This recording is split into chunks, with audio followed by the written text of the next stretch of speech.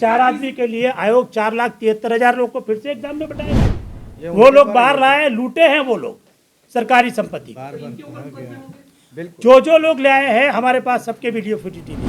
कुछ बच्चों ने उद्दंडतापूर्वक एक कहा कि साहब पेपर लीक हो गया है, वायरल हो गया है, जबकि उनको इंटरनेट कनेक्टिविटी नहीं है, उनके पास मोबाइल नहीं है। आयोग की परीक्षा एकदम सुचारू रूप से चल रही थी, सब जगह सुचारू रूप से पूर्ण हुई है और क्वेश्चन पेपर वायरल होने का कोई प्रश्न नहीं है। कि कुछ छात्रों ने वहाँ पर हंगामा किया है, आप सब जानते हैं। जो सेंटर बड़ा था वहाँ पर करीब ए और बी अलग अलग टावर में करीब 12,000 स्टूडेंट वहाँ पर थे। मीडिया के एक या दो बंधुओं ने मुझे करीब 1:30 बजे भी ये बात बताया कि सर मीडिया के माध्यम से पेपर वायरल होने की बात की जा रही है, जब तक कि एग्ज़ाम करीब करीब पूरा होने को आई थी। लेकिन तब भी किसी ने 2 बजे तक भी किसी मीडिया पर, सोशल मीडिया पर, किसी न्यूज़ चैनल ने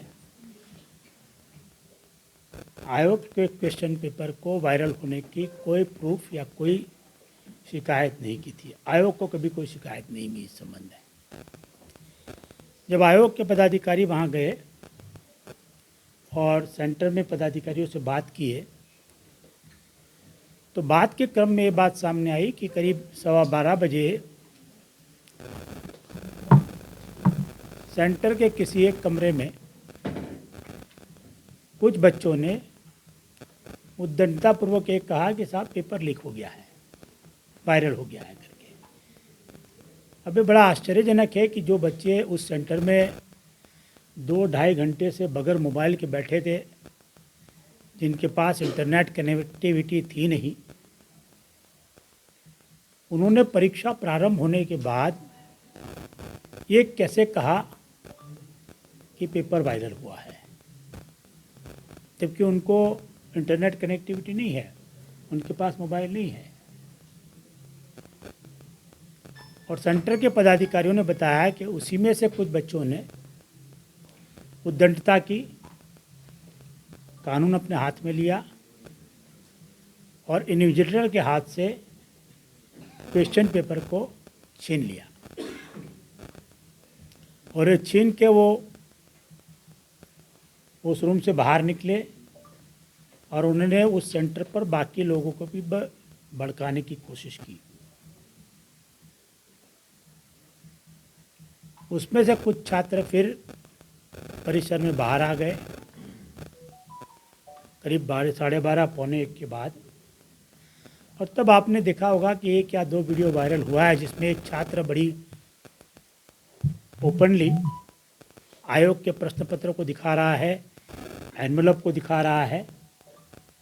वही प्रश्न पत्र बाद में बापू परीक्षा परिसर की दीवार के बाहर खड़े किसी आदमी को दिया जाता है, वो उसका फ़ोटो खींचता है और वही क्वेश्चन पेपर 1 बजे के बाद वायरल हुआ बताया जा रहा है। इसलिए आप सब सहमत हो गए कि आयोग की परीक्षा एकदम सुचारू रूप से चल रही थी, सब जगह सुचारू रूप से पूर्ण हुई है और क्वेश्चन पेपर वायरल होने का कोई प्रश्न नहीं है। ना सोशल मीडिया पर, ना यूट्यूब चैनलों पर, ना और किसी जगह से इसकी कोई शिकायत मिली है। ना प्रूफ की तो मैं बात ही नहीं कर रहा हूँ, शिकायत भी हम लोग को नहीं मिली थी। तो निश्चित रूप से उसके हिसाब पर कार्रवाई होगी।